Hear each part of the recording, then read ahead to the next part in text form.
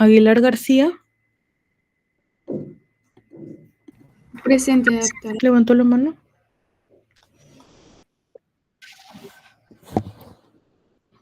Dávila Cisniegues, su mano no está levantada. Ay, sí, disculpe, doctora, ahorita la bajo. Ya. Está. Ya, chicos, vamos a empezar con el repaso. Ya, el repaso de la parte de abdomen, que es regular cantidad. Por eso estamos avanzando con el repaso y dejamos para el final la exposición si nos da tiempo y si no, pues tendremos la exposición tal vez en 1 hora durante la noche, antes del examen. Ya, pero vamos a tratar de avanzar. Vamos a hablar sobre la parte de abdomen. Ah, otra consulta más. ¿Cuántos faltan exponer? Faltaba un grupo nada más, creo, ¿no? ¿O 2? Sí, doctora, un grupo nada más. Un grupo, ya, genial. Entonces vamos a tratar de avanzar. Entonces, vamos a hablar acerca de la parte de imagen abdominal. Es importante que tengamos algunos puntos claros antes del examen porque, bueno, la parte de abdomen es abarca casi la mitad o más del examen. Entonces, para hablar de la parte de abdomen, tenemos varios métodos de imagen que podemos utilizar para evaluar la patología abdominal. Y dentro del abdomen en realidad tenemos varios órganos, ¿no? Tenemos órganos sólidos y tenemos órganos huecos, ¿no? Como son el estómago, el duodeno, las heces intestinales delgadas, las heces intestinales gruesas. Hay que saber cuándo solicitar un examen auxiliar de imágenes y para qué patologías y cuál, ¿no? ¿Cuál examen? En cuanto a lo que es la radiografía de abdomen, no es como en el caso de la radiografía de tórax, ¿no? En el caso de la radiografía de tórax era el método inicial para abordar casi todas las patologías del tórax, ¿no? Tanto del tórax como del mediastino. En el caso del abdomen no, está más restringida el uso de la radiografía de abdomen. La radiografía de abdomen se usa solamente para algunas sospechas nada más, máximo 3 o 4 posibilidades, ¿no? Una es cuando uno sospecha de una obstrucción intestinal. Otra es cuando uno sospecha de una perforación de víscera hueca, es decir, de aire libre en el abdomen. Siempre hay una llamada de aviso que la hibernación ya está por terminar y que si se activa o se elimina el servicio. Al menos nosotros sabemos que se puede realizar esa operación. La hibernación se puede hacer en a 30 días. También cuando uno sospecha un cuerpo extraño, siempre y cuando este cuerpo extraño sea radiopaco, es decir, de densidad metálica o cálcica. Y la cuarta indicación es cuando, por ejemplo, uno sospecha de un cálculo en el trayecto urinario, ¿no? Que puede ser en el riñón o puede ser en los uréteres o en la vejiga, ¿no? Claro que no todos los cálculos se van a ver en la radiografía, ¿no? Pero si tenemos una emergencia, pues si no tenemos el método de ecografía, tomografía y sospechamos que hay un cálculo, pues sí podríamos solicitar una radiografía. Entonces, esas cuatro indicaciones.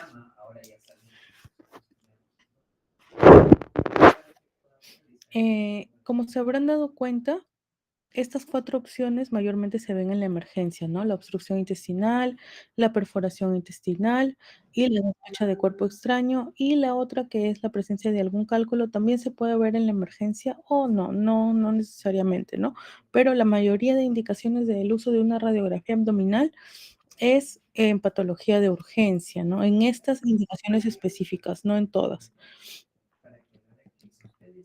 En cuanto a la radiografía de abdomen, pues similar a la radiografía de tórax, hay que considerar algunos detalles técnicos, hay que saber cuándo una radiografía de abdomen estuvo adecuadamente realizada y pues acá hay menos parámetros que en la radiografía de tórax. Está la inclusión y la exposición, esos dos, ¿no? La inclusión quiere decir que abarque todas las estructuras que comprometen el abdomen, ¿no? Y para ello, sabemos de que está abarcando todo cuando logramos evidenciar o cuando vemos los semidiafragmas y logramos evidenciar el pubis, ¿no?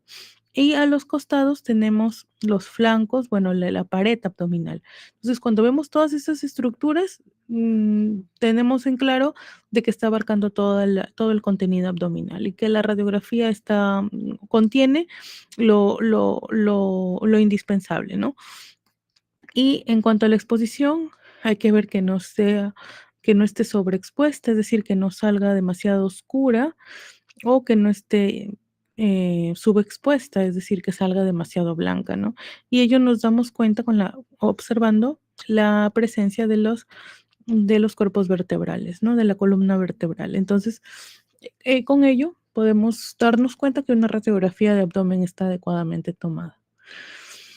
Es importante conocer que hay dos proyecciones que se utilizan más en la radiografía de abdomen. Una es la posición de pie, la radiografía cuando el paciente se encuentra parado y la radiografía cuando el paciente se encuentra acostado.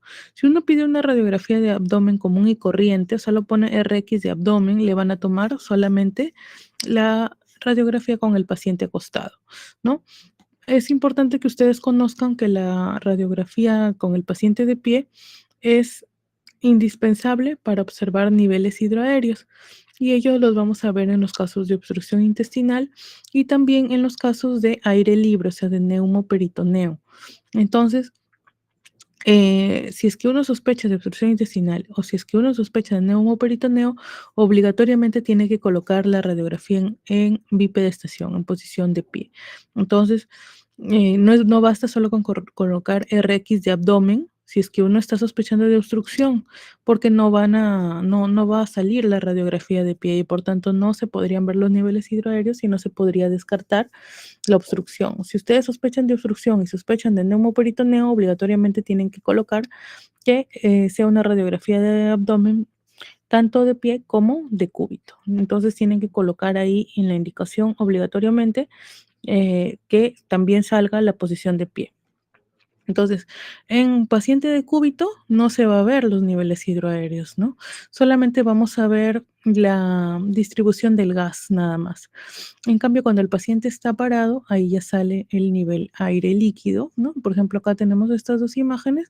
Esta radiografía es un paciente acostado y vean las imágenes cuando les estoy explicando, porque más para los chicos que tienen práctica o que tienen el examen práctico, porque les vienen imágenes y después dicen, ay, pero no entendemos, que casi no hemos ido al hospital. Y pues en el hospital ni siquiera vemos radiografías, solo vemos ecografías y tomografías. Así que esas preguntas salen de la clase.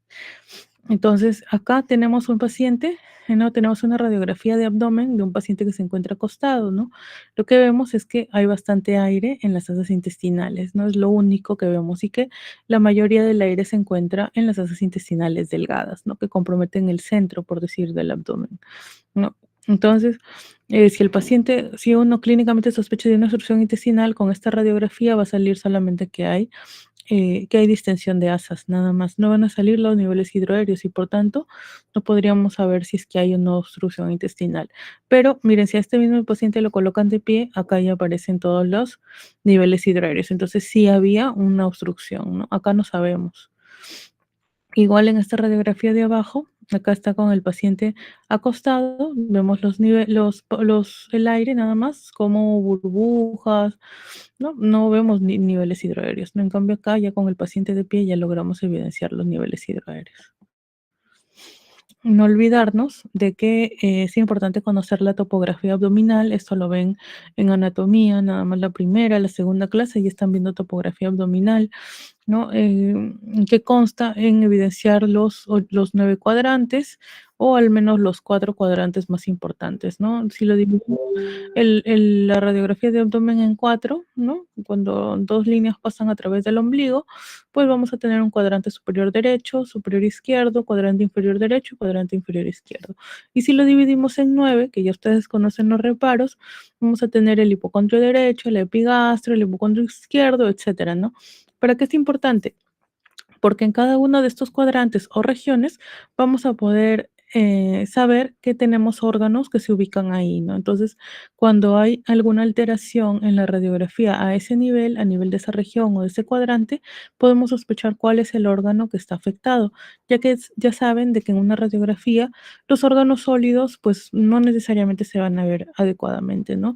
Por ejemplo, la vesícula, el páncreas, los uréteres no necesariamente se van a ver, no se ven en una radiografía común y corriente, en una radiografía de abdomen, ¿no? Y más si son normales, no se ven, ¿no? Si hay algo alterado, puede que ya aparezca la alteración y pues según el lugar podamos más o menos sospechar de qué órgano puede ser el afectado. En cuanto a vísceras abdominales, como les digo, la radiografía de abdomen más sirve para ver aire, ¿no? La distribución del gas intestinal y si hay elementos radiopacos o como cálculos o también cuerpos extraños. Pero de manera incidental, podríamos también analizar algunos órganos sólidos, ¿no? Pero que no los vamos a poder ver al detalle. Lo que podríamos ver son sus siluetas, ¿no? Por ejemplo, acá la silueta del hígado, la silueta del vaso, la silueta de los riñones, de la vejiga, ¿no? Pero hay siluetas que no las vamos a ver, mm, mientras sean normales, no las vamos a poder apreciar, ¿no? Por ejemplo, la del páncreas no se puede ver, la de la vesícula, las suprarrenales y la de los uréteres no las vamos a poder ver, ¿no? Sin embargo, cuando aparecen por ahí ciertas alteraciones a este nivel, podríamos sospechar que estos órganos están lesionados, ¿no? Entonces, eso siempre y cuando conozcamos bien la topografía, ¿no? Dónde se ubican. ¿Qué otras imágenes podemos ver? En una radiografía podemos ver los bordes de los músculos psoas, que acá se ven a cada lado de la columna vertebral, ¿no? Como vemos acá. Es importante conocer o importante ver ambos bordes, porque cuando estos se borran significa que hay algo que está ocupando espacio y que está impidiendo su adecuada visualización, ¿no? Por ejemplo, el líquido libre, por ejemplo, una colección, un absceso, un tumor, una infección retroperitoneal. Todo ello puede hacer que los bordes de los psoas se borren. Por eso cuando ustedes vean un informe de una radiografía de abdomen, se van a dar cuenta que siempre los van a mencionar, ¿no? Siluetas de psoas presentes, ¿no? ¿Por qué? Porque cuando no se ven pueden generar algún tipo puede indicar que hay algo alterado. ¿Qué más podemos ver en una radiografía de abdomen? Pues podemos ver la parte ósea, ¿no? Como los arcos costales, los cuerpos vertebrales y la pelvis y también la porción proximal de los fémures. En cuanto a vísceras huecas, lo que vamos a apreciar es, en sí la víscera no la podemos ver, pero como contienen aire, pues el aire es lo que va a hacer que nosotros podamos distinguirlas, ¿no? Entonces, ya sabemos también de que la distribución del aire va a variar de paciente en paciente y según la condición del paciente también, ¿no? En algunos habrá más aire a nivel de las fosas intestinales delgadas, a otros a nivel del colon. Entonces, según dónde se ubica este aire, es donde mejor podamos apreciar estas vísceras, ¿no? Por ejemplo, acá hay bastante gas a nivel del colon, entonces el colon lo podemos evidenciar, ¿no?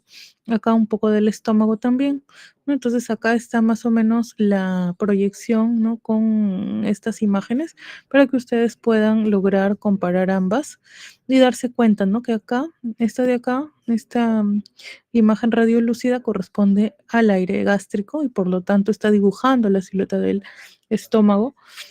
Y el gas que está a nivel periférico, pues está a nivel del colon, ¿no? Se dibujan hasta sus austraciones.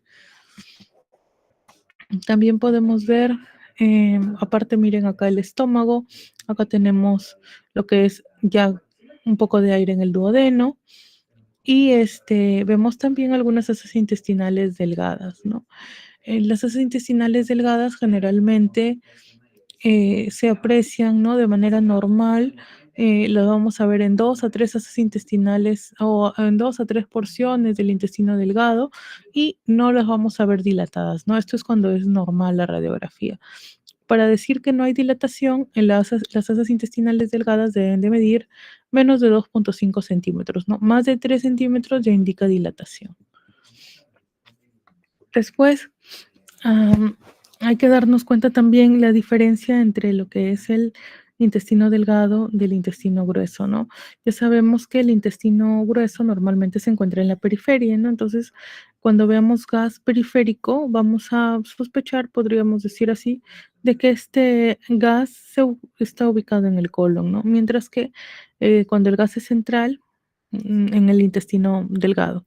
Sin embargo, no siempre es así, ¿no? Ya cuando hay patología, ya todas las gasas se distienden y se logran superponer unas con otras.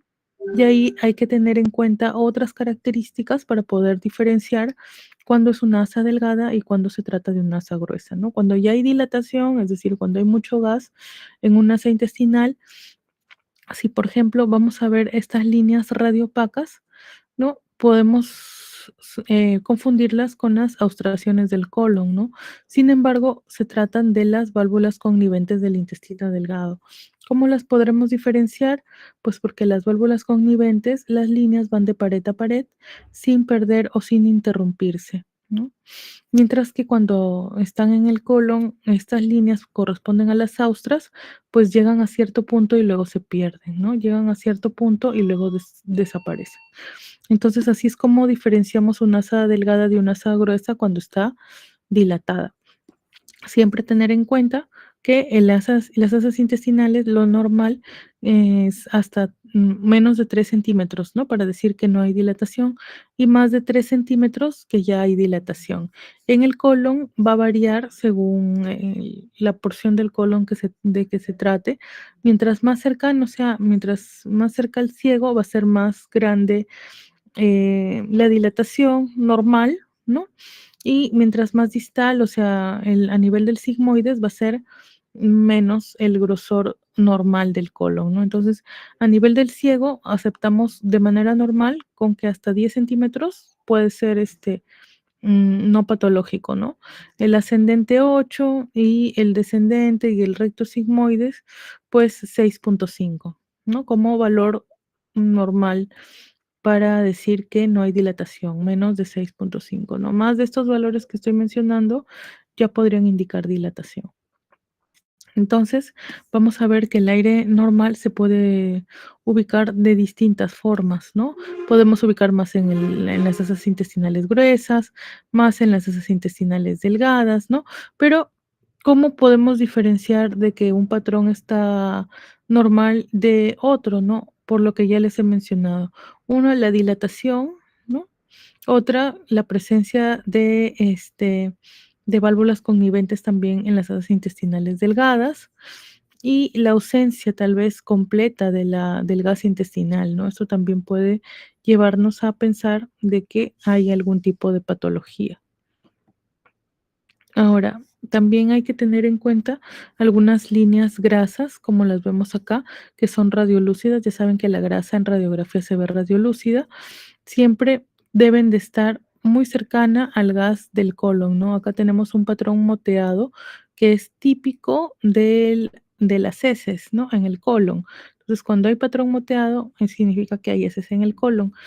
Si este patrón al final es gas, ¿no? Dentro del intestino grueso, está muy cerca de de la línea grasa properitoneal, es adecuado, ¿no? Tienen que estar en contacto. Si hay mucha separación, pues indica de que hay algo que está ocupando ese espacio, ¿no?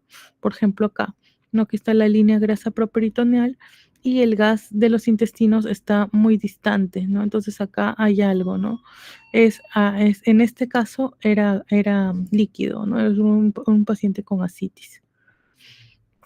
Ahora, en cuanto a los estudios contrastados, sus compañeros realizaron una exposición de estudios contrastados. Si bien es cierto, justamente era de este tipo de estudios contrastados de los que se refería la exposición, estudios contrastados del aparato gastrointestinal, ¿no? Básicamente era de los rayos X, ¿no? Hay que tener en cuenta acá de que, si bien es cierto, uno con radiografía puede evidenciar parte, ¿no?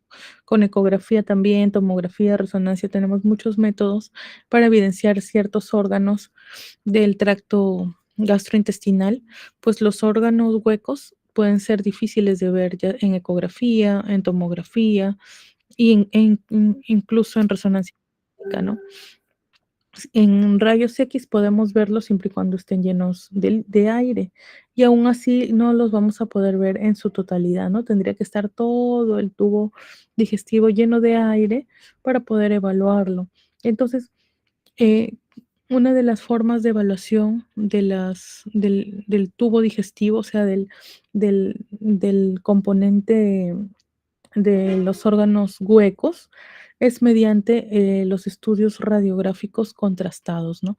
Para ello, los pacientes van a ingerir una sustancia de contraste y pues esta sustancia va a pasar por el distinto trayecto, ¿no? Entonces, se van a ir tomando radiografías y se va a ir opacificando, o sea, se va a ir pintando eh, en la zona del tracto gastrointestinal por donde va pasando el contraste, ¿no? Entonces, al irse pintando, este se va a ir delimitando y uno va a poder apreciar, pues, el tamaño, la forma, la mucosa y si hay lesiones, ¿no? Por ejemplo, esto se puede ver incluso desde el esófago, ¿no? Y es un muy buen método para evaluar esófago, ya que el esófago no se puede ver por ecografía ni por rayos X, por tomografía.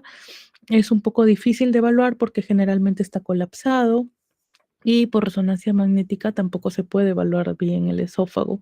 Entonces, se puede evaluar por endoscopía, sí, pero si queremos un método de imágenes no invasivo, pues se puede evaluar por medio de radiografía contrastada, ¿no? Para esto, antes de empezar con cada segmento, hay que recordar que se puede utilizar dos tipos de contraste, ¿no? Los contrastes yodados y el contraste varitado. Lo que más se utiliza en el aparato gastrointestinal de los estudios radiográficos contrastados es el bario, ¿no? El bario se utiliza porque es más fácil más tolerable, ¿no? Por el paciente. Tiene un sabor, si bien no es, pues riquísimo por decir así, pero es un sabor que se puede tolerar, mientras que el yodo es demasiado amargo, entonces es un poco difícil de ingerir. Eh, el bario se utiliza pues para ver ya sea esófago, estómago, duodeno, asas intestinales y colon también, ¿no? Sin embargo, también tiene sus contraindicaciones. Por ejemplo, los pacientes que no pueden realizar una adecuada deglución y hay riesgo de que se aspiren, en ellos está contraindicado porque el bario es muy eh, tóxico, por decir así, cuando sale del tracto gastrointestinal, ¿no? Entonces, puede generar neumonitis química, puede generar mediastinitis si es que hay alguna perforación, puede generar peritonitis también química si es que hay alguna perforación, ¿no? Entonces, si es que, por ejemplo, el paciente ha sido operado recientemente y hay riesgo de que haya una dehiscencia en la sutura, o como les digo, en la parte de esófago, que el paciente no degluta adecuadamente, o sea, un niño, ¿no? Y no pueda deglutir adecuadamente, pues es mejor utilizar el yodo, ¿no? Antes que el bario para evitar justamente los riesgos de que salga del tracto gastrointestinal, ¿no? Después se puede utilizar y, pero cuando no se puede utilizar el yodo, ¿no? Sin embargo, como les decía, el yodo es un poco más difícil de tolerar por su sabor. Sin embargo, pues, en los casos en los que en el bario no se puede usar, pues el yodo es la otra opción. El yodo también tiene sus contraindicaciones, ¿no? Por ejemplo, el que el paciente sea alérgico, ¿no? Esa es la contraindicación más importante, la alergia al yodo. ¿Por qué? Porque las alergias al yodo, pues, pueden ser incluso severas. Eh, pero si el paciente no tiene antecedentes de alergia al yodo, se puede utilizar, ¿no? Y en estos casos el yodo no es tan lesivo como el bario, ¿no? Si el paciente, por ejemplo, se aspira, pues no va a irritar, ¿no? No va a causar neumonitis, no va a causar mediastinitis, ni peritonitis, si es que saliera del tubo digestivo. Ahora ya empezando con lo que es el esófago, ¿no? Cuando les decía que era uno de los métodos más importantes para evaluar esófago, la radiografía con contraste, y pues se puede ver la forma, el tamaño, la distensión, como lo vemos aquí, ¿no? El pasaje desde la boca hacia el esófago y desde el esófago al estómago, ¿no? Entonces podemos ver su permeabilidad, ¿no? Que esté libre, ¿no? Y que no haya algo que impida que la sustancia de contraste llegue ya sea hacia el esófago o hacia el estómago. También si hubiera algún defecto, por ejemplo, un divertículo o una estenosis, también se podría apreciar, ¿no? Si también hubiera una dilatación marcada, también se podría apreciar. Y si es que hubiera tal vez una tumoración, también se va a poder apreciar, tal vez no la tumoración como tal, pero se va a ver un afilamiento del pasaje de contraste, ¿no? Va a empezar a pasar de manera muy finita. Entonces eso va a hacer sospechar de que alrededor pues hay algo hipertrofiado, ¿no? Algo o un crecimiento anormal. Entonces, es un método para evaluar muy bien esófago, ¿no? Entonces, cuando hay, por ejemplo, acalasia, ¿no? Cuando hay, cuando hay disfagias, o sea, que el paciente no puede tragar, no puede pasar alimentos, ya sean sólidos o líquidos, se puede utilizar el esofagograma.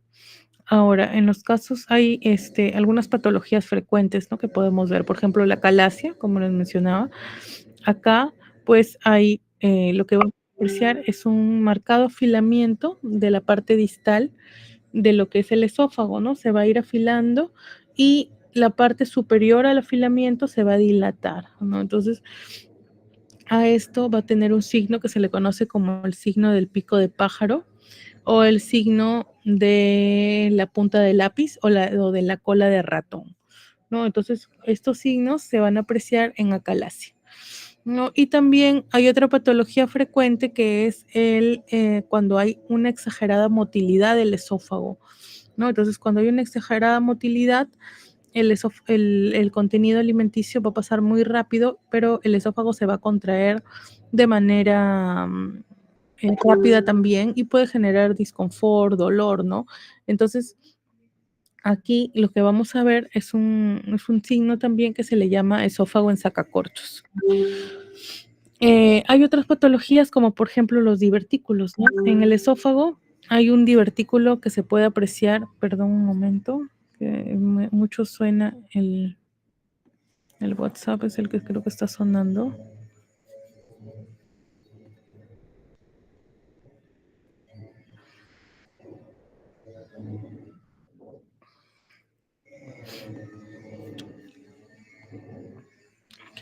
¿Se logra ver?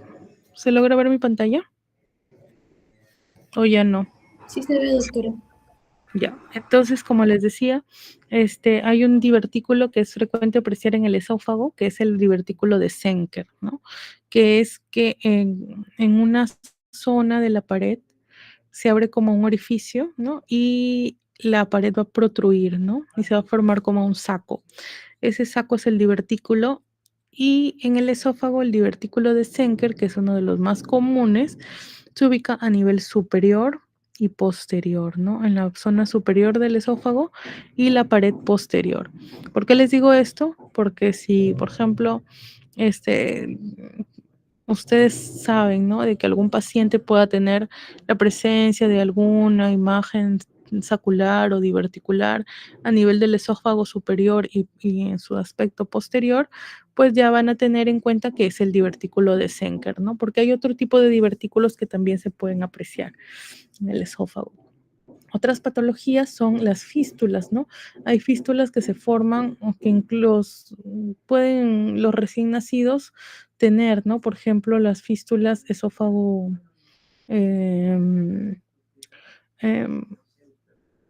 traqueosofágicas. Entonces, ¿cómo podemos llegar a identificar qué tipo de fístula es? Porque hay varios tipos. Pues justamente por este tipo de radiografías, ¿no? Las radiografías contrastadas. Se ve a qué nivel y hasta dónde llega la fístula y qué compromete, ¿no? Entonces es importante estos estudios, pero claro, si es una fístula, ya saben que nunca, si es que está la sospecha de fístula, nunca realizar el estudio con un contraste varitado, ¿no? Porque si hay fístula significa comunicación, ¿no? Comunicación entre el esófago y y la tráquea, ¿no? Y la tráquea va a desembocar justamente en los bronquios, ¿no? Entonces, pues va a generar lesión, ¿no? Si es que uno usa el bario. Acá en estos casos, cuando hay sospecha de fístulas, siempre utilizar el yodo.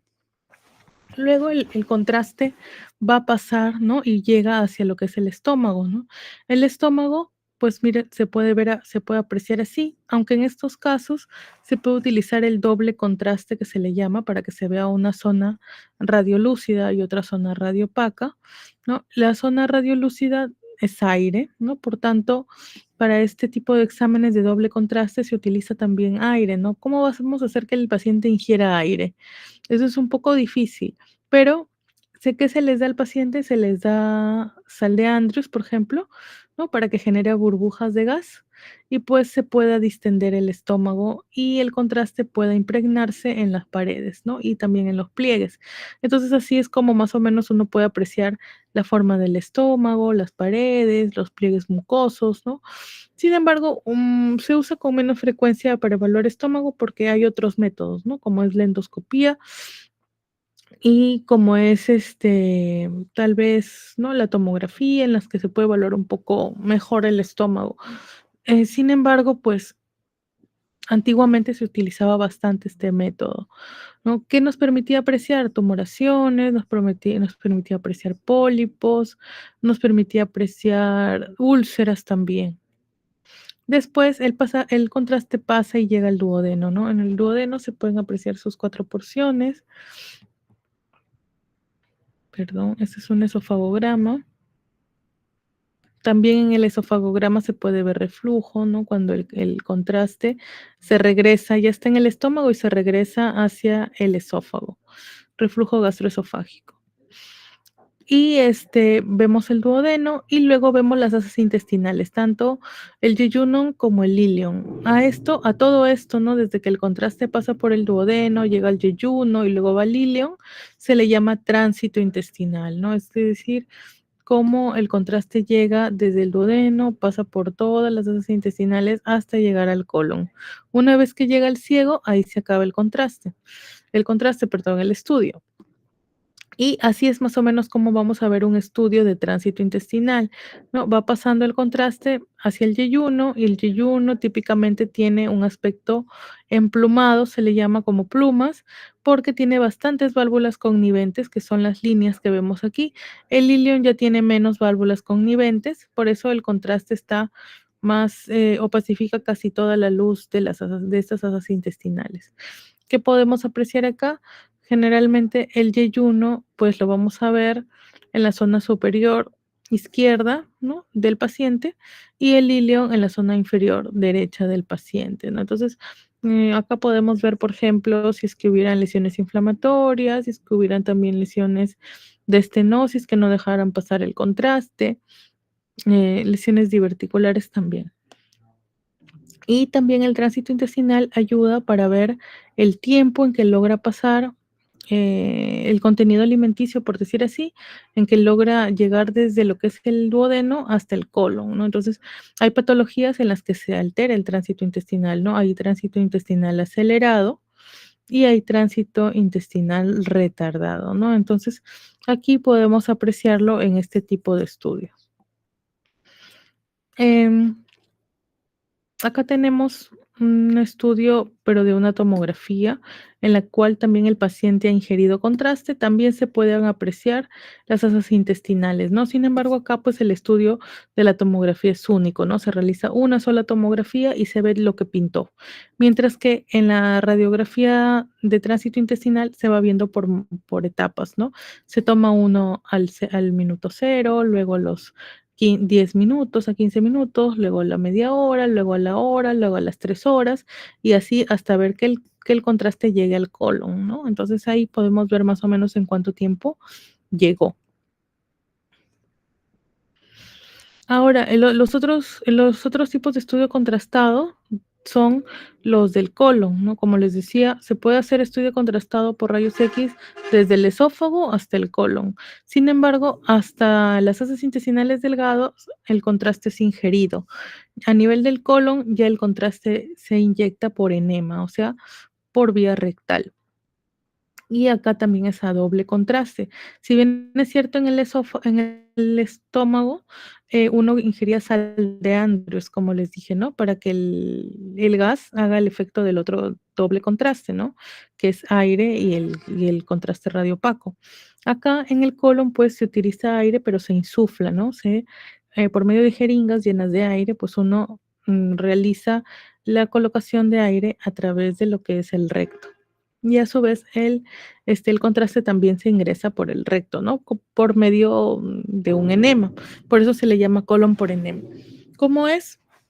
Primero el paciente pues tiene que estar en ayunas, tiene que haber hecho una dieta rigurosa, por decir así, los 2 últimos días, como cuando se realiza una colonoscopía, ¿no? Prácticamente dieta líquida, también haberse colocado algunos, em, eh, algún tipo de laxante, ¿no? Para que pueda limpiar el colon. Y después de eso, pues ya cuando llegue el momento de realizar el examen, pues al paciente primero se le toma una radiografía simple, ¿no? Para ver que no haya ninguna calcificación por ahí que pudiera confundirse con el contraste.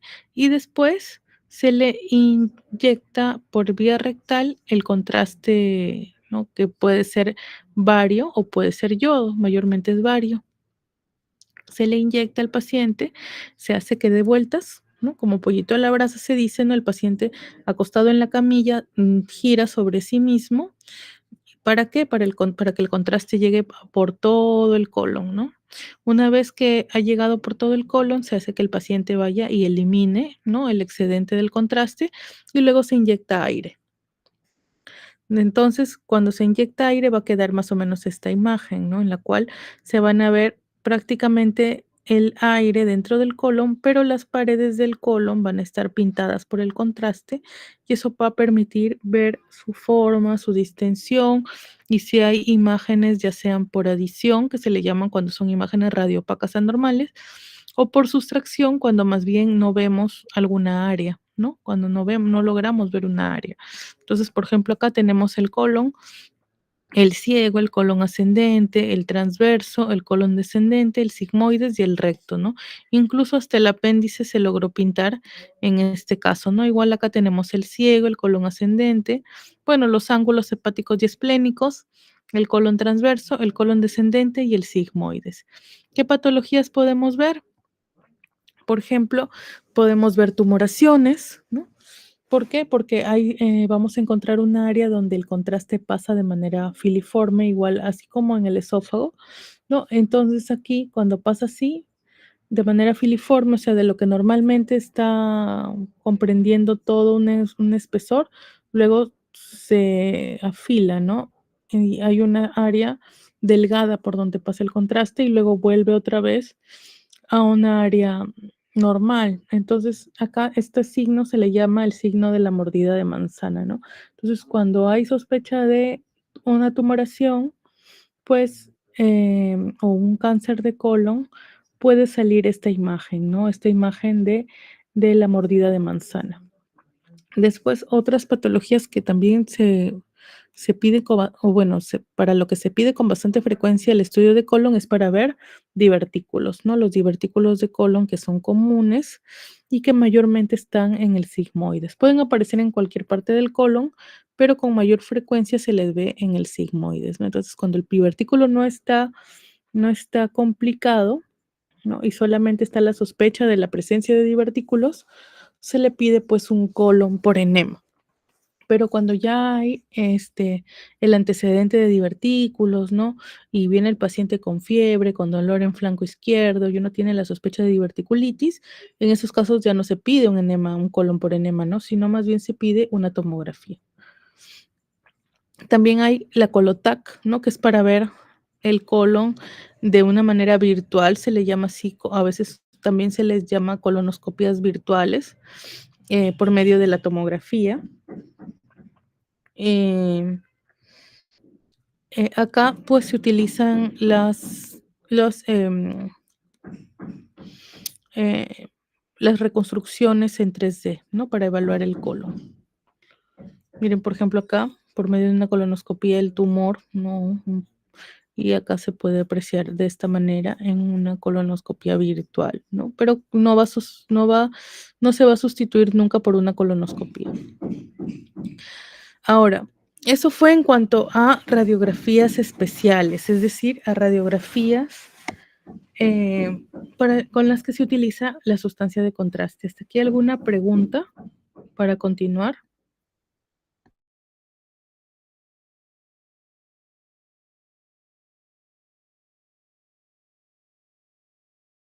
Continuamos entonces.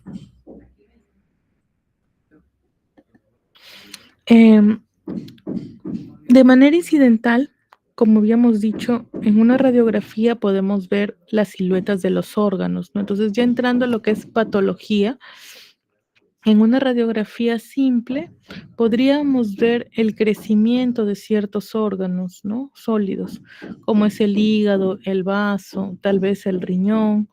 Sin embargo, no es un método, la radiografía, específico para estas patologías, ¿no? Es decir, que tal vez uno pida una radiografía por una obstrucción intestinal, ¿no? Indicada justamente para las 4 patologías que habíamos dicho, y de manera incidental, tal vez podríamos apreciar, ¿no? El crecimiento de alguna silueta de algún órgano sólido. Porque si nosotros ya estamos sospechando en organomegalia, es decir, en que algún órgano sólido esté grande, no le vamos a pedir radiografía, ¿no? Para medir este órgano, sino pediremos otros métodos, ya sea ecografía, tomografía, resonancia, entre otros, ¿no? Pero como les digo, de manera incidental, o sea, sin querer ver esto, ¿no? Buscando o pidiendo la radiografía por otra patología, a veces nos podemos chocar con otras lesiones en los órganos que podríamos ver también por radiografía, ¿no? Una es el crecimiento de órganos sólidos, por ejemplo, el hígado, ¿no? Cuando crece, ¿no? Por ejemplo, acá vemos el hígado completamente crecido. Todo esto, todo lo resaltado con rosado es el hígado, ¿no? Crecido. Acá también vemos una opacidad a nivel del cuadrante superior izquierdo, que se trataba del vaso. Por acá vemos otra opacidad también que está desplazando las asas intestinales, ¿no? Vemos que las asas intestinales con aire están por fuera de esta opacidad, ¿no? Entonces, esa opacidad está ocupando espacio, ¿no? Entonces, puede ser cualquier tipo de tumoración, ¿no? Acá no podríamos decir exactamente de dónde proviene. Para ello necesitamos obligatoriamente otros métodos, ¿no? Se trataba, en este caso, de esta radiografía de un tumor ovárico, ¿no? Un cistoadenoma, pero como les digo, solamente por la radiografía no vamos a saber de dónde me está proviniendo esta imagen radiopaca, ¿no? Para ello sí es necesario, obligatorio pedir otros métodos. Y acá también tenemos otra imagen radiopaca, ¿no? Redondeada, grande, que parece que se iniciara en la pelvis, ¿no? Y se trataba de una vejiga agrandada, ¿no? Una vejiga neurogénica. Para que la vejiga se vea, pues también es necesario que tenga orina, ¿no? En este caso la vejiga está llena de orina. No es una mega vejiga, por decir así. Algunas variantes anatómicas que hay que conocer para no confundirlas con patología, ¿no? Variantes anatómicas significa que se consideran dentro de lo normal, pero que podrían hacernos sospechar que hay alguna patología ahí, ¿no? Una es el signo de Chilaiditi, que es la interposición del colon, ¿no? Acá, como lo vemos acá, aquí está el hígado, y por encima se cruzó el colon, ¿no? Por encima, entre el hígado y el diafragma, ¿no? Entonces se cruza el colon y eso hace ver aire, ¿no? Aire entre el hígado y el diafragma, ¿no? Entonces, normalmente, pues, cuando vemos aire entre el hígado y el diafragma, nos puede hacer sospechar de neumoperitoneo, ¿no? En este caso podemos descartar el neumoperitoneo porque hay austras, no hay líneas acá que indican que lo que se está interponiendo es el colon. El lóbulo de Riedel es otra patología, bueno, no es patología, sino otra variante anatómica, porque es un pseudo crecimiento del lóbulo hepático derecho, ¿no? Aparenta ser una hepatomegalia, pero no lo es solamente una extensión como una lengüeta del lóbulo hepático derecho, ¿no? No es una hepatomegalia. Ahora, una de las patologías que podemos apreciar por radiografía o que podemos, para lo cual podemos pedir una radiografía en el abdomen agudo, es justamente para evaluar la distribución del gas intestinal, ¿no? Para ver si hay algún tipo de obstrucción intestinal o tal vez alguna perforación intestinal, ¿no? Entonces, ¿qué deberíamos buscar si tenemos un paciente con signos de abdomen agudo en una radiografía? ¿Qué deberíamos buscar? Aire en lugares en donde no debería haber, ¿no? Calcificaciones anómalas, patrón del aire anómalo, o sea, la distribución del aire anómalo, ¿no? O que esté muy dilatada las asas intestinales. Y otro, edema de asas, líquido libre, ¿no? Entonces, en cuanto a radiografía en abdomen agudo, hay que ver que el aire se encuentre siempre en su lugar, o sea, dentro de las asas intestinales, ¿no? Cuando se encuentra afuera, puede encontrarse en la cavidad peritoneal como neumoperitoneo. Podemos encontrarlo a nivel del retroperitoneo como neumoretroperitoneo. Lo podemos ubicar a nivel de la vía biliar como neumobilia o de la vía portal como gas portal y también gas dentro de las paredes de los intestinos, ¿no? Lo que se le llama neumatosis intestinal, ¿no? Estas son algunas señales de aire que no se encuentra dentro de la cavidad o dentro del tubo digestivo y que sí o sí indican patología. En el caso del neumoperitoneo, ¿cómo lo vamos a ver? Pues el neumoperitoneo, así como su nombre lo indica, es gas a nivel del peritoneo por fuera de las asas intestinales, ¿no? Y esto indica que hubo una perforación de víscera hueca. Se pudo haber perforado el estómago, los intestinos delgados o el intestino grueso, ¿no?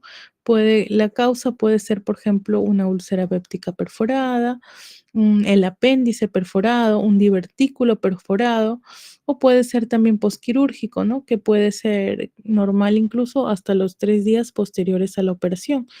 O también en casos de traumatismos abdominales penetrantes, ¿no? Por ejemplo, por arma blanca. ¿Y cómo lo vamos a ver en radiografía? Pues vamos a apreciar el aire libre debajo del hemidiafragma, como les decía, que el signo de Chilaiditi, cuando se interponía pues el colon por encima del hígado, podría confundirse con neumoperitoneo porque justamente el neumoperitoneo se ve como aire, o sea, se ve radiolúcido entre el hemidiafragma y entre el hígado, ¿no? Y esto se ve en las radiografías de pie, ¿no? Si el paciente está acostado, va a ser difícil de apreciarlo en una radiografía, ¿no? El paciente tiene que estar de pie para que el aire suba y se coloque justo debajo de los hemidiafragmas. Entonces, ¿cómo lo vamos a ver? Como aire subdiafragmático y también lo vamos a ver cuando el paciente no se puede colocar de pie, también puede colocarse en posición acostado de lateral, pero la forma de tomar la radiografía es diferente, ¿no? Es con, se le llama proyección tangencial con decúbito lateral y el rayo sale de manera horizontal, ¿no? Así es como se toma este tipo de radiografías cuando el paciente está acostado para que uno pueda observar el neumoperitoneo, si no, no se ve, ¿no? Esta es la proyección tangencial y acá se ve nuevamente toda la línea del nivel aire líquido, ¿no? Entonces acá hay neumoperitoneo. Como les decía, ya están las causas y ya están las proyecciones. Siempre pedir de posición de pie o de cúbito lateral con rayo horizontal para apreciar neumoperitoneo. Ahora, cuando hay demasiado neumoperitoneo, vamos a ver el signo de Rigler o de la doble pared. Acá tenemos que darnos cuenta que normalmente en una radiografía no vamos a ver la pared del colon, ¿no? Salvo que sea un estudio contrastado. Si el estudio no es contrastado, pues no tiene por qué la pared pintarse o verse radiopaca, ¿no? Si se ve radiopaca es porque hay contenido radiolúcido por fuera y por dentro del asa intestinal, ¿no? Por eso es de que sospechamos de la presencia de neumoperitoneo al ver la pared, ¿no? Cuando delimitamos muy bien la pared y no ha habido contraste que se haya ingerido, pues indica que hay aire fuera y dentro del asa intestinal. Por eso se le llama el signo de Rigler o de la doble pared. Otros signos es ver aire que rodea el hígado, ¿no? O ver el ligamento falciforme, ¿no? Porque normalmente el ligamento falciforme no se ve en una radiografía. Si lo logramos ver, pues indica que hay aire alrededor del ligamento falciforme que hace que esta radiolucidez del aire pueda delimitar bien la radiopacidad del ligamento, ¿no? Y se pueda apreciar. El neumorretroperitoneo es la presencia de aire o de gas a nivel del retroperitoneo, es decir, en la región posterior, ¿no? Que envuelve lo que son los riñones, el páncreas, ¿no? La zona retroperitoneal. ¿Cómo lo vamos a poder apreciar? Miren, los riñones normalmente no los vemos de manera tan clara, ¿no? Acá vemos la radiopacidad del riñón, pero alrededor vemos una radiolucidez, ¿no? Eso indica que hay aire, ¿no? Todo lo verde acá pintado es de la presencia de aire libre. Neumobilia es la presencia de aire en la vía biliar. Normalmente la vía biliar no contiene aire, ¿no? Pero cuando se pinta así como si fueran ramificaciones centrales, ¿no? Así central, puede indicar pues que hay aire en la vía biliar, ¿no? Y eso es patológico. Igualmente, cuando se pinta como unas ramificaciones que primero son periféricas y luego ya comprometen toda la región del hígado, incluso yéndose a lo que es el vaso, ¿no? Porque el vaso también acá vemos como ramificaciones radiolúcidas.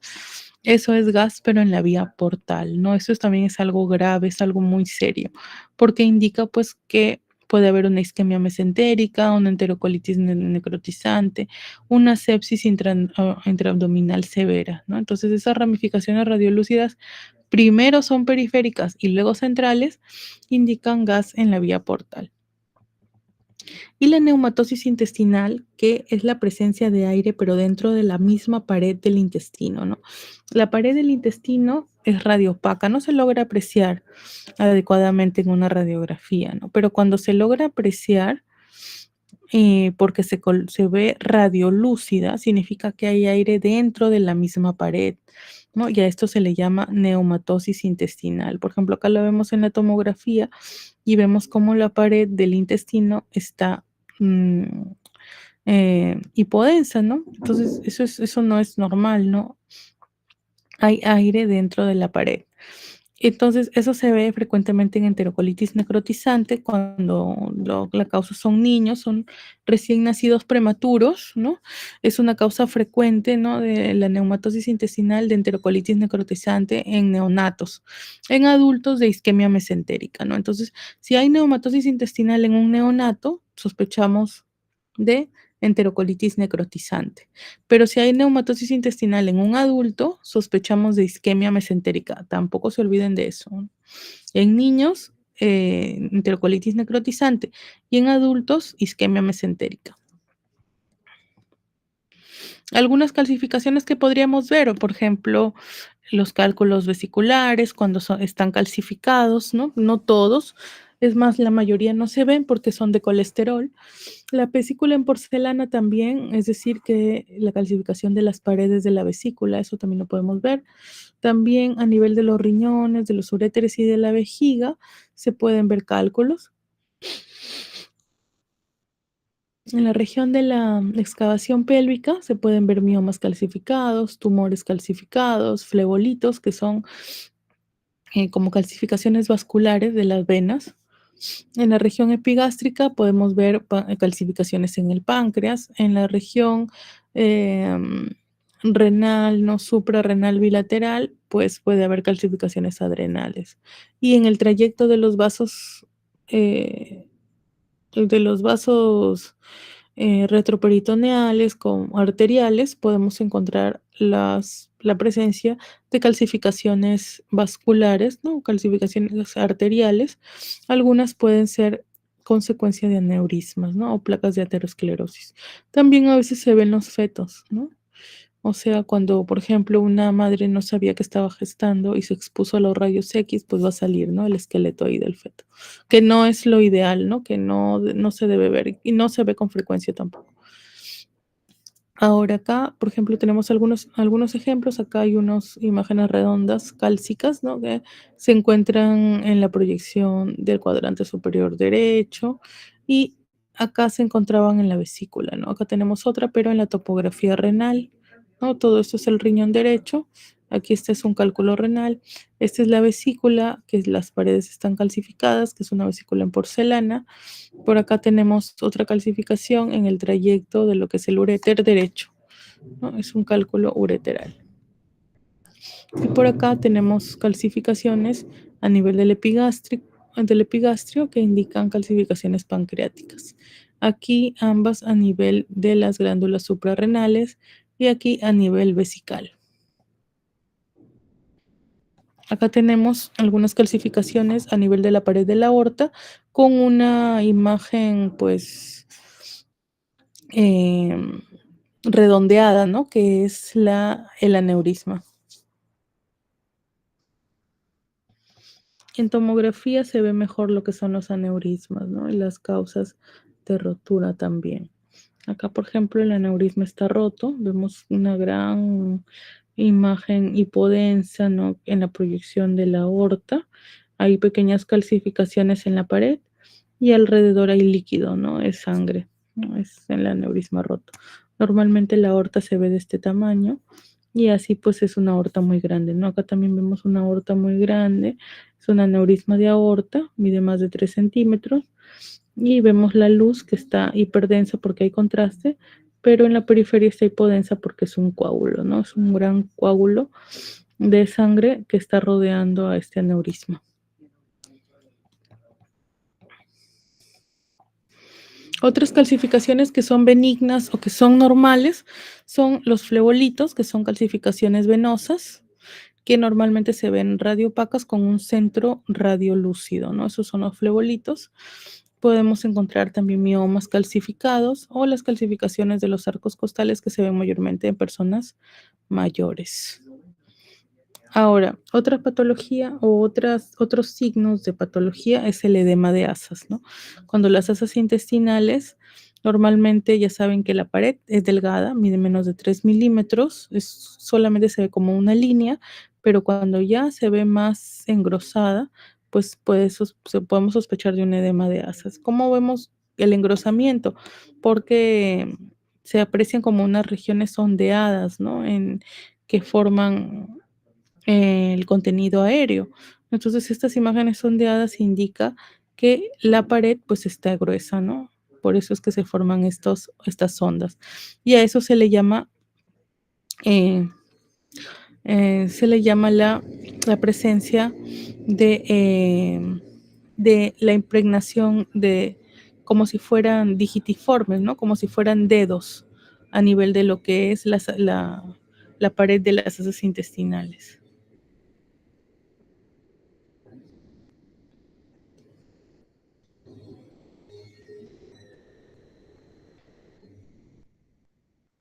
El líquido libre, una de las formas de ver, habíamos visto por el incremento del espacio, ¿no? Que había entre la grasa properitoneal y el aire del colon.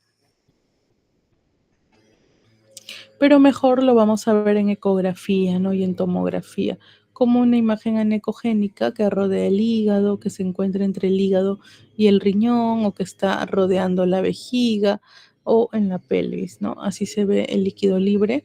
El método ideal para detectarlo rápidamente es la ecografía.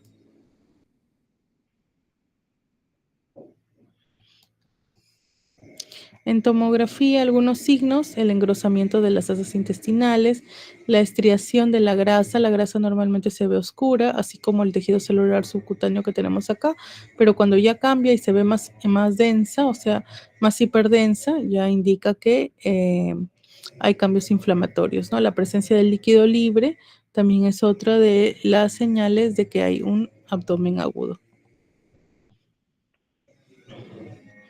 Engrosamiento intestinal, nuevamente la presencia de cambios inflamatorios en la grasa mesentérica y líquido libre. Indicaciones para las patologías comunes: trauma abdominal severo, tomografía con contraste, dolor en cuadrante superior derecho, ecografía, ¿no? Para ver hígado, vías biliares, litiasis renal y urinaria, tomografía simple, ¿no? Colección intraabdominal, tomografía o ecografía. Sangrado de tubo digestivo, ahí en estos casos ya es mejor una endoscopía o una colonoscopía. Si se sospecha de malignidad, una tomografía con contraste. Y si hay, por ejemplo, estreñimiento, constipación, pues el diagnóstico es clínico, ¿no? No se utiliza un método de imágenes, salvo pues en pacientes adultos mayores, ¿no? Cuando hay signos de obstrucción, para ver si es que hay una impactación fecal. Y aquí están los métodos mayormente utilizados para las diferentes patologías, ¿no? Los métodos que más le van a ayudar. Ahora vamos a pasar esto. Ya hemos visto un poco de obstrucción intestinal con sus compañeros. Vólvulos, no se olviden, ¿no? El vólvulo, cuando el intestino gira en su propio mesenterio y se aprecia, ¿no? Como si hubiera dado la vuelta y se hubiera formado un nudo ahí, ¿no? Entonces el asa que quedó atrapada se va a dilatar, se va a dilatar, se va a dilatar, va a haber cambios inflamatorios y hasta se puede necrosar. No se olviden del vólvulo de sigmoides, que el signo típico es el grano de café, ¿no? Como ven acá, esta radiografía se ve un asa intestinal muy dilatada, con bastante gas, y acá el pliegue del centro, ¿no? Que divide estas dos asas intestinales, es lo que da la forma del típico grano de café, o U invertida, ¿no? U invertida o grano de café. Ese es el signo del vólvulo de sigmoides. Desaparecen por completo incluso las austras, ¿no? Por tanta dilatación. Acá hay más imágenes de vólvulos, ¿no? Vólvulos de sigmoides, ¿no? Granos de café, como granos de café. También hay vólvulos de ciego, pero acá ya no se ve como granos de café, sino toma la forma de un riñón o de un feto o de una coma, así lo llaman. La presencia de contenido fecal se ve como un patrón moteado, ¿no? Como de motas, granular, con pequeñas burbujas de aire. Y así se ven las impactaciones fecales, ¿no? Todo esto es un fecaloma, ¿no? Entonces acá hay heces muy compactas, ¿no? Así se ven como moteadas, como imágenes granulares.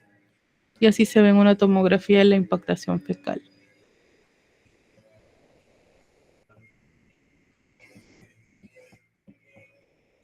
Apendicitis es una de las patologías que tal vez no hemos visto durante las exposiciones, pero es importante mencionarlas para que no se vayan a olvidar o para que conozcan también qué métodos de estudios solicitar, ¿no? Ya sabemos de que la apendicitis aguda, el método de elección para observarla, bueno, o para diagnosticarla, es la clínica, ¿no? Los exámenes, la clínica indica pues el dolor, cómo es el dolor, cuándo apareció, cómo se inició, cómo fue que continuó, el examen físico, examinar al paciente, ver dónde le duele, si hay signos de McBurney, ¿no? De Blomberg. Entonces, todo ello es lo que nos debe llevar al diagnóstico de apendicitis aguda. Acá tenemos la escala de Alvarado, en la cual cada uno de estos puntos va a sumar, ¿no? Y si es que hay más de 8 a 10 puntos, hay alto riesgo de que se trate de una apendicitis aguda, ¿no? Entonces, los signos: dolor migratorio, anorexia, náusea o vómito e hipersensibilidad en la fosa ilíaca derecha. Síntomas: el rebote en la fosa ilíaca derecha, fiebre y el Rosvin, la tos, la hipersensibilidad rectal, ¿no? Entonces, todos ellos van a dar puntos. Y en el laboratorio, la leucocitosis, ¿no? Si es que va de 10.000 a 18.000, son 2 puntos. Todo ello, pues, mientras más puntaje, más posibilidad de que se trate de una apendicitis aguda. Cuando el diagnóstico es confuso o es dudoso, recién se piden exámenes auxiliares de imagen. Entonces, ¿qué métodos de elección hay? Uno, en el niño, el ultrasonido, es decir, la ecografía, ¿no? ¿Cómo lo vamos a ver? Como una imagen redonda en la fosa ilíaca derecha, que no se comprime. Cuando uno comprime, pues esto no altera su forma y mide más de 6 milímetros de diámetro, ¿no? Al estudio Doppler, la vascularidad va a estar aumentada porque hay signos inflamatorios. Es importante, pues acá también la experiencia del que realiza la ecografía, porque ustedes ya saben que la ecografía es operador dependiente, ¿no? Es una de sus desventajas. O sea, no todos, por ejemplo, de 100 personas que le hagan la ecografía al mismo paciente que tiene apendicitis aguda, no todos la van a detectar, ¿no? No todos la van a detectar. Entonces, normalmente el apéndice mide menos de 6 milímetros y se comprime, ¿no? Y mayormente cuando es normal no se logra ver en ecografía. En cambio, cuando es anormal ya se puede apreciar, ¿no? Porque se ve como esta imagen de acá, que se le llama imagen endona, porque tiene varias capas, una hipoecogénica, una hiperecogénica, otra hipoecogénica nuevamente. Y no se comprime, como les digo, no se comprime y mide más de 6 milímetros de diámetro. Incluso se puede ver el apendicolito, que es la presencia de una imagen cálcica dentro del apéndice, ¿no? Que va a generar una sombra. En adultos, la tomografía es el método de elección, ¿no? Puede detectar hasta el 98% de apendicitis aguda, mientras que la ecografía llega a veces hasta el 70%, ¿no? En niños es mayor la especificidad y la sensibilidad de la ecografía, ¿no? En adultos no tanto. En adultos, para poder diagnosticar, mejor es la tomografía. Igualmente, más de 6 a 7 milímetros de diámetro, se ve la pared engrosada, se ven cambios inflamatorios alrededor del apéndice. Aquí está, este es el apéndice, se va a ver como un dedito, ¿no? Como un dedo. La pared va a estar captando contraste, si es que tiene contraste, o alrededor vamos a ver que la grasa va a estar aumentada de densidad. En radiografía nada, ¿no? No es la radiografía, perdón, no ayuda a descartar apendicitis aguda. La sensibilidad reportada es hasta 0 para diagnosticar apendicitis en una radiografía. Más útil es para descartar obstrucción intestinal asociada a apendicitis aguda. Y eso es todo. ¿Alguna pregunta hasta acá? ¿Alguna pregunta, chicos, hasta aquí? ¿Se logró entender? Pasamos al hígado, a la vesícula biliar, a las vías biliares y al páncreas, ¿no? Para poder hacer el repaso de todas estas estructuras. A ver, ¿dónde estamos?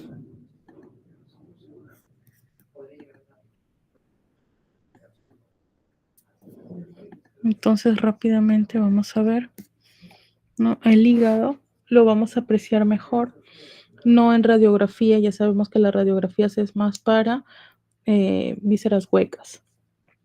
Para vísceras sólidas, la ecografía y bueno, los otros métodos como la tomografía y la resonancia magnética. Acá tenemos, por ejemplo, la imagen del hígado por medio de una ecografía. Los chicos que han ido a rotar han logrado apreciar, pues, en ecografía, ¿no? Cómo se aprecia el hígado, el riñón, ¿no? Los diferentes órganos sólidos. La vesícula biliar también la podemos apreciar en ecografía siempre y cuando, el tamaño del hígado hasta 150 es lo normal. La vesícula biliar la podemos apreciar siempre y cuando el paciente esté en ayunas, ¿no? Cuando el paciente no esté en ayunas, no la podemos ver. ¿Por qué? Porque se colapsa, ¿no? En cambio, cuando el paciente está en ayunas, no ha comido, la vesícula está llena de bilis, ¿no? Porque cuando uno come, la vesícula se contrae y expulsa la bilis. Entonces, si ha comido, pues no vamos a poder apreciar bien el contenido de la vesícula. Si el paciente está en ayunas, va a estar distendida, va a estar llena de bilis, y acá sí podemos ver si es que hubieran cálculos o pólipos en su pared, o si hubiera engrosamiento de la pared, etcétera. El tamaño normal, menos de 120 de longitud, menos de 40 de ancho, y la pared menos de 4 milímetros, ¿no? Entonces, si el tamaño aumenta, sea más de 120, el ancho más de 40 y la pared se engrosa y tenemos cálculos en su interior, esas son señales de una colecistitis aguda. La vena porta también la logramos evidenciar en ecografía. Con sus compañeros también que han ido, pueden recordar que en todas las ecografías abdominales que realizamos, medimos hígado, medimos vesícula, medimos vena porta, medimos colédoco, ¿no? Lo normal de la vena porta es que mida menos de 13 milímetros, y del colédoco es que mida menos de 7 milímetros en pacientes que tienen vesícula y menos de 10 milímetros en pacientes colecistectomizados, o sea que ya no tienen vesícula. Acá tenemos las medidas, ¿no? En colecistectomizados menos de 9 o 10, y en pacientes que tienen vesículas menos de 7 o 6, ¿no? Y por acá estaba lo de la vena porta que les decía, que mide menos de 13 milímetros. Bueno, para ver la función hepática, laboratorio. Pero como les decía, para ver ya problemas anatómicos podemos utilizar pues ecografía, tomografía o resonancia magnética, ¿no? Algunas patologías frecuentes del hígado benignas es el quiste hepático simple. Acá tenemos quistes, ¿no? Ya saben que se ven anecogénicos con un refuerzo posterior. Tienen en tomografía 0 a 10 unidades Hansfield y son benignos. Otra de las patologías es la hepatitis, que si bien es cierto, a veces puede que la ecografía sea normal, ¿no? Otras veces las alteraciones que vamos a ver en el hígado, en la hepatitis viral, es la inflamación de los hepatocitos, ¿no? Que van a generar imágenes lineales radiopacas en todo lo que es el hígado, y la vesícula contraída con la pared muy engrosada, ¿no? Que es como una colecistitis alitiásica, ¿no? Porque como el hígado todo está inflamado, logra también inflamar la vesícula biliar, a pesar que no hayan cálculos. A veces se puede ver esplenomegalia también.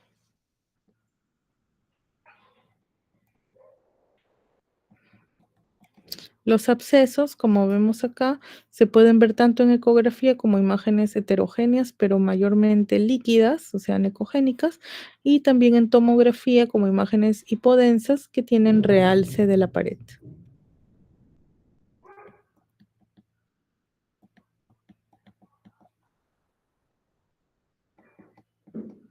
Absceso hepático amebiano se puede ver en ecografía y en tomografía. La cirrosis hepática, acá vamos a ver un hígado heterogéneo de bordes lobulados, podemos ver líquido libre alrededor y podemos ver la vena porta dilatada y el vaso crecido. Acá algunas masas, dentro de ellas el hemangioma es el más común, es una lesión benigna y se va a ver como una imagen hiperecogénica en ecografía e hipodensa con depósito de sustancia de contraste alrededor en la tomografía. Me faltó. La hiperplasia nodular focal es la segunda más frecuente de las masas benignas, y lo típico es la presencia de una cicatriz, ¿no? En el centro. El adenoma hepático mayormente es asociado a anticonceptivos orales. Y las lesiones malignas, el carcinoma hepatocelular, que se puede ver en ecografía, en tomografía o en resonancia magnética, pero lo ideal es que estas se realizan en múltiples fases, ¿no? ¿Cómo se ve? Que en una fase arterial realza rápidamente a la sustancia de contraste, y en una fase posterior desaparece el realce también rápidamente, ¿no? Que se llama el lavado rápido. Las metástasis se logran ver como nódulos múltiples, ya se pueden ver en ecografía o en tomografía también, y resonancia magnética. La esteatosis hepática, la presencia de hígado graso, se ve como un incremento de la ecogenicidad difusa del hígado y lo podemos comparar con el parénquima renal, pues para poder identificarla. Y nos damos cuenta de que normalmente el hígado tiene casi la misma ecogenicidad del riñón. Cuando ya como lo vemos acá, cuando el hígado incrementa su ecogenicidad, pues ahí se trata de una esteatosis hepática.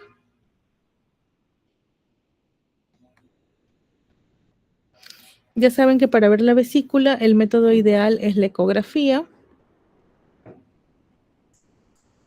Pero si queremos ver ya con demasiado detalle, tenemos sospechas de que, por ejemplo, hay una tumoración o algo que no nos llega la ecografía tal vez a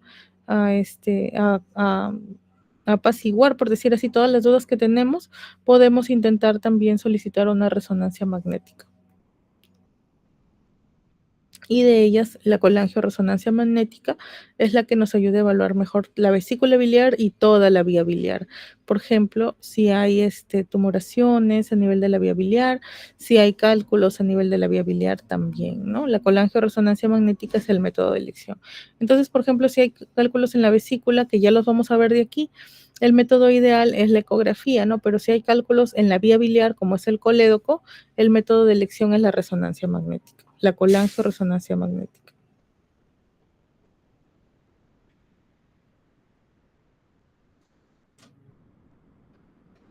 La dilatación de la vía biliar puede ser por una causa obstructiva o por una causa no obstructiva. Si es obstructiva, puede ser por una estenosis, por una neoplasia, inflamación, ¿no? Si es litiásica, es por un cálculo, ¿no? Esto se ve mejor por la colangioresonancia magnética.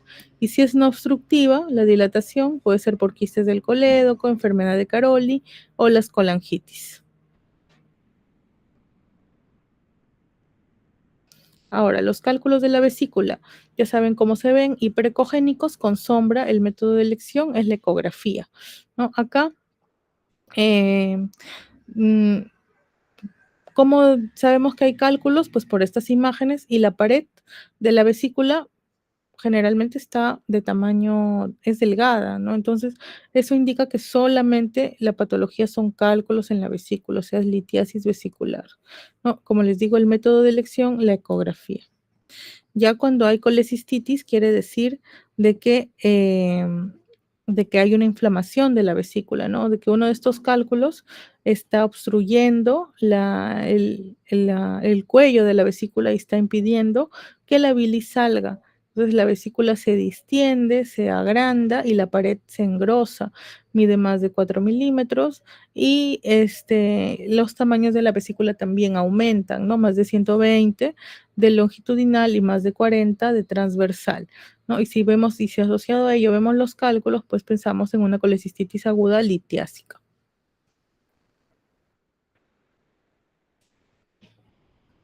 La colecistitis crónica es cuando esta inflamación ya no es reciente, sino ya tiene tiempo, ¿no? Acá vamos a ver el engrosamiento de la pared, el engrosamiento de la vía biliar, puede haber edema, ¿no? Perivesicular, y la vesícula puede estar de tamaño normal, ¿no? No necesariamente está agrandada, ¿no? Cuando es crónico.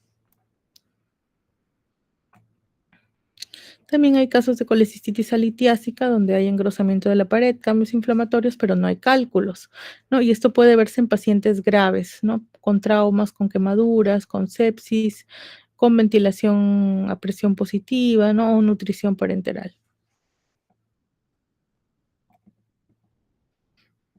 Otras causas, el estado postprandial, o sea, cuando uno después de que ha comido, la vesícula pues libera la bilis y se encoge, por decir así, ¿no? Y la pared se engrosa. Entonces, esto puede dar la imagen de una pseudocolecistitis, ¿no? Porque las paredes se ven engrosadas, ¿no? Entonces, cuando el paciente no ha comido, nos puede dar falsas imágenes también, ¿no? Y otras situaciones inflamatorias, cuando no hay cálculos, puede ser por una colangiopatía, puede ser una hepatitis aguda, úlceras pépticas perforadas, pancreatitis, ¿no? Que eso, todo ello nos hace ver una imagen de la vesícula de paredes engrosadas sin que haya cálculos.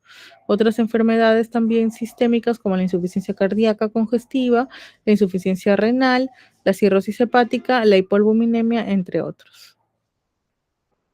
La coledocolitiasis, ya hemos dicho, no es la presencia de un cálculo en la vía biliar, no en el colédoco. En ecografía no necesariamente lo vamos a ver. Lo que sí podemos ver en ecografía es la dilatación del colédoco, ¿no? Porque cuando hay un cálculo ahí que se ha enclavado, por decir así, en el colédoco, pues el flujo de la bilis no se va a poder dar de manera natural, ¿no? Entonces se va a estancar y se va a empezar a dilatar el colédoco. Entonces, cuando vemos el colédoco dilatado, puede ser una señal de coledocolitiasis en un paciente que tiene litiasis vesicular, ¿no? Pero también puede ser señal de otras causas que obstruyan el flujo normal de la bilis, ¿no? Por ejemplo, tumores, ¿no? Entonces, si no logramos ver el cálculo, solamente vemos el colédoco dilatado, tiene que ir sí o sí ese paciente a colangioresonancia magnética porque es el método ideal de elección para evaluar la vía biliar, ¿no? Si no, no vamos a encontrar la causa. La colangitis es la inflamación o la infección de los conductos biliares. Puede ser secundaria a litiasis, puede ser posquirúrgica o puede ser por otras causas, ¿no? Como parásitos, tumoral, ¿no? Entre otros, ¿no? Acá se puede ver por ecografía, por tomografía o por colangioresonancia y lo que vamos a apreciar es el engrosamiento difuso de las paredes de la vía biliar.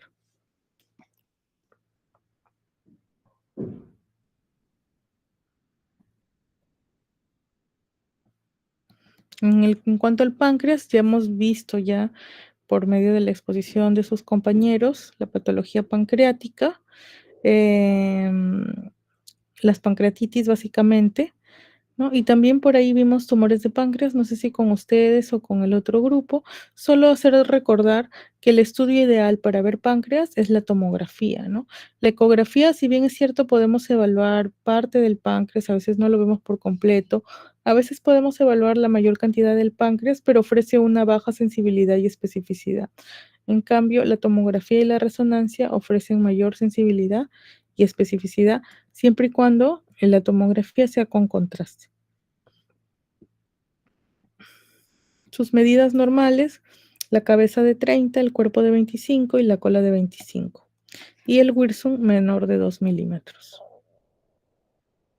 La pancreatitis aguda, la inflamación del páncreas, puede ser, dentro de los criterios, puede dar dolor abdominal, amilasa y lipasa elevada y los hallazgos, pues, típicos de imágenes, ¿no? La causa, el 80% es por cálculos biliares y hay otro porcentaje que es por causa de alcoholismo, ¿no? Lo ideal es la tomografía con contraste. ¿Qué vamos a ver en las causas de las pancreatitis? El incremento del tamaño del páncreas, las colecciones también que puede haber, disminución de la densidad y la alteración de la grasa alrededor del páncreas, ¿no? Eso lo vamos a apreciar mejor en la escala de Baltasar, que ya le hemos evaluado con el grupo que expuso, ¿no? Baltasar A indica un páncreas normal, Baltasar B solamente un incremento del tamaño del páncreas.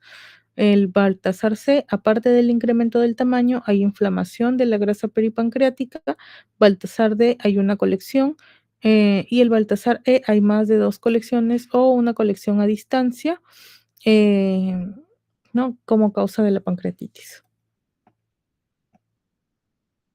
Las complicaciones, podemos haber trombosis, ¿no? Puede haber trombosis de la vena porta, puede haber abscesos y el pseudoquiste pancreático, ¿no? El pseudoquiste pancreático es una colección líquida que aparece a las 4 semanas posterior a la pancreatitis, ¿no? Si aparece antes o estaba justo cuando inicia la pancreatitis, eso ya no es un pseudoquiste pancreático, ¿no? Es otra imagen quística, ¿no? De otra causa, ¿no? El pseudoquiste aparece 4 semanas posterior a la pancreatitis. En el caso de las pancreatitis crónicas, aquí ya el páncreas más bien ha disminuido de tamaño, hay calcificaciones, ¿no? En el trayecto del páncreas y el Wilson se dilata.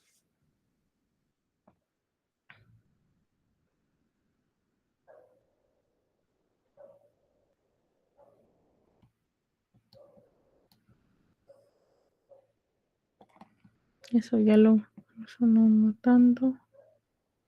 El vaso, pues el tamaño normal es hasta 130, dicen algunos, pero en los libros pueden mencionar que puede ser menos incluso, ¿no? Hasta 110.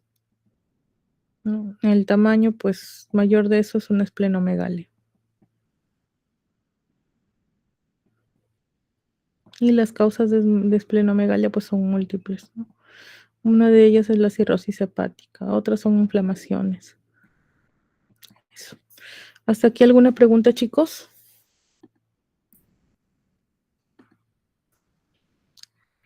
¿Alguna pregunta hasta aquí? Ya, chicos, miren, tenemos media hora para la exposición. ¿La podrán realizar?